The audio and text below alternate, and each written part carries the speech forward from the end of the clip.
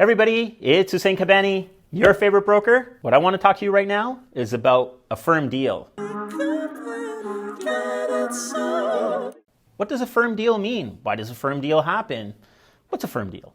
Basically, a firm deal, when we say that, it actually means that there's no conditions in the offer.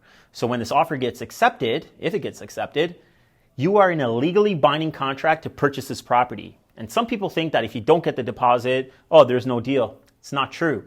The deposit doesn't need to be there for it to become a legally binding agreement, okay? So a firm deal it really means when you do not have any conditions in the offer. What do I mean by conditions? Conditions are basically put into the offer for the buyer's protection. And there's 3 different types of standard conditions, I would say, maybe 4. What I would say the 3 standard conditions on a freehold and a condo property would be is mortgage approval, home inspection, and lawyer review of the entire agreement. The 4th one I would say for a condominium or a PODL, which would basically be a status certificate. And basically these 3 or 4 conditions are put into the offers. And if you go into the offer without any of these conditions, and if your offer gets accepted, it is going to be, again, a firm deal, okay? If your offer gets accepted, that's a legally binding contract. And usually these situations occur when there is competition. So if you are in a multiple offer situation, likely you're going to have to end up dropping some or all of your conditions in order to be able to secure the property. Obviously, it doesn't guarantee that you're going to get the property. If somebody has a way higher price, they may still want to take the risk and go with the higher price and let them work through their conditions.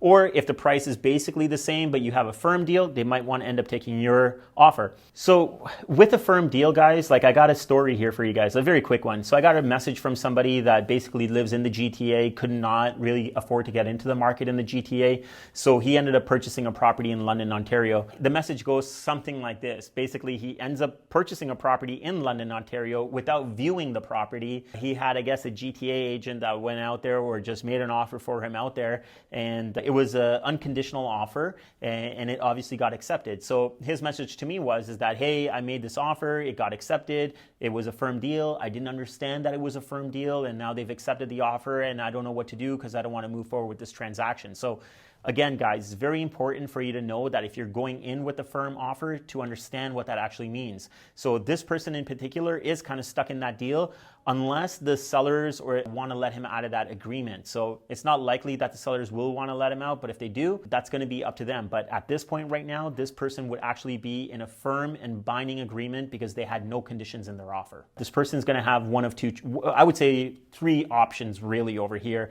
once they end up in a firm agreement, okay? Number 1 is figure out how to close on it and deal with it, okay? So close it. It might be the easiest way of kind of dealing with this transaction.